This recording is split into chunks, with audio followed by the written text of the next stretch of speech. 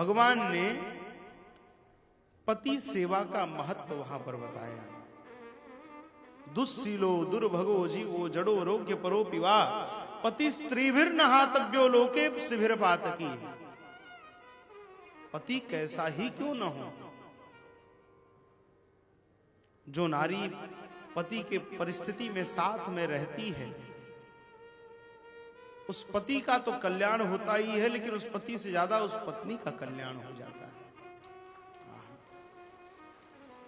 पति कितना ही दुस्सील हो, दुर्भाग्यशाली हो, जड़ हो, रोगी हो, लेकिन यदि एक योग्य पत्नी ऐसे पति के साथ भी खड़ी रह जाएगी तो पति का जो दुर्भाग्य है वह सौभाग्य में परिवर्तित हो जाएगा।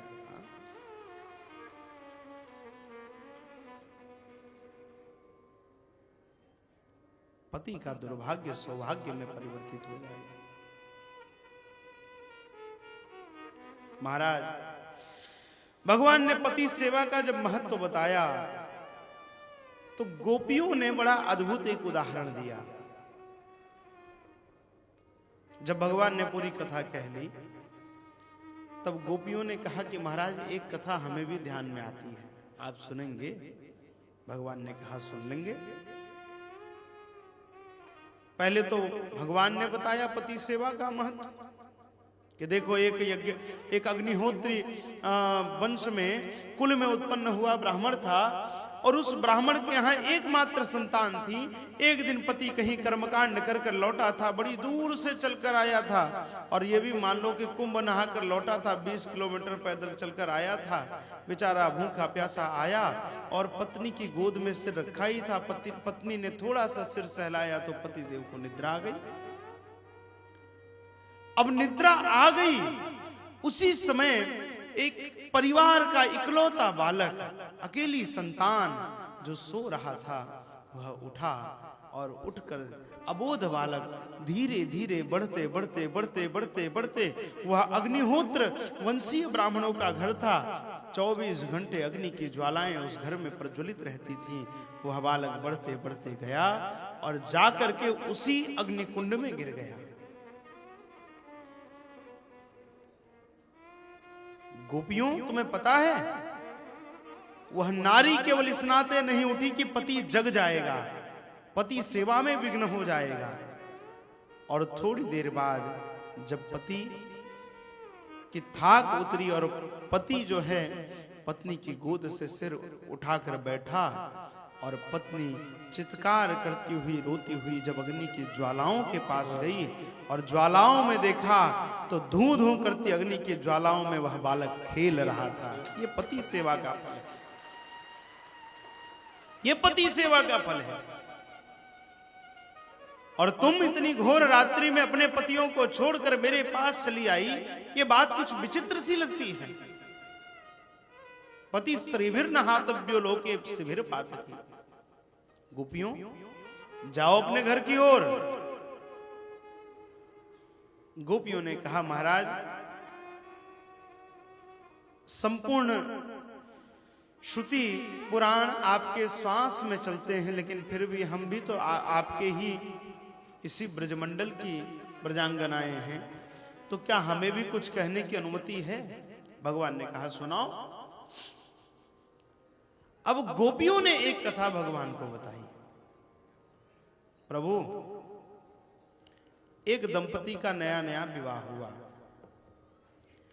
और जब कन्या की विदाई होने लगी तो सासू मां ने कहा देखो, पति की खूब सेवा करना, तुम्हारे किसी व्यवहार से पति को कष्ट न हो, कभी कड़वा मत बोलना, हमेशा मधुर व्यवहार रखना, और तो और पति को खिलाकर खाना। अब महाराज उस कन्या के लिए तो वही मंत्र हो गया। अब पति खा ले तो खाए, पति से कभी कटु न बोले, बिल्कुल मधुर व्यवहार रखे, परिजनों की, सास ससुर की खूब सेवा करे। परिवार में बड़ा अद्भुत आनंद चल रहा था। उसी बीच पति को एक आवश्यक कार्य से परदेश जाने का अवसर आ गया। अब नया नया विवाह है तो प्रेम चरम सीमा में होता है। अब जब पति देव ने ये हेतु बताया कि मुझे विदेश प्रदेश जाना है, तो वो कन्या तो लगी रोने। बोले महाराज मेरा तो नियम टूट जाएगा, मेरा नियम है आपको खिलाकर खाती हूं मैं। तो पति भी महाराज उससे बड़ा वाला निकला, उसने अपनी फोटो दे दी। बोले लो फोटो को थाली धरा करके तब खा लिया करना। अब महाराज वह कन्या रोज थाली अपने पति देव के सामने धरा देती और उसके बाद फिर वही थाली स्वयं पाती, ग्रहण करती। अब इधर ये क्रम चल ही रहा था कि एक दिन जो पति देव थे वो परदेश से लौटे। अब लौटे तो वो द्वार पर खड़े होकर के द्वार बजा रहे हैं कि देवी दरवाजा खोलो, भाग्यवान दरवाजा खोलो। लेकिन पत्नी तो लगी है फोटो की सेवा में, उसके भोग का समय हो गया था। सो महाराज पति देव के सामने थाली धरकर बैठी है कि ये खा ले तब दरवाजा खोले।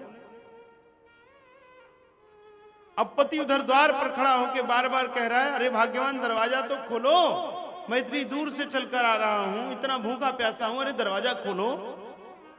लेकिन पत्नी फोटो की सेवा में लगी है।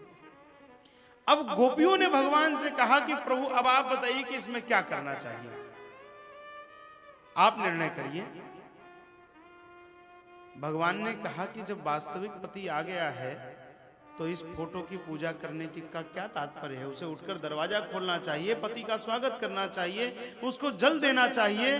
गोपियों ने कहा महाराज जब बदलना नहीं, क्योंकि आप छलिया हैं बहुत बड़े, अब मत बदलना। भगवान ने कहा नहीं मैं अपने निर्णय पर स्थिर हूं। गोपियों ने कहा जब तक हमें वास्तविक पति नहीं मिला था तब तक हम संसार के पति की पूजा कर रही थी, और आज जब सामने जगत पति बैठा हुआ है तो हम अपने उस संसार के पतियों को छोड़कर आपके पास आएंगे।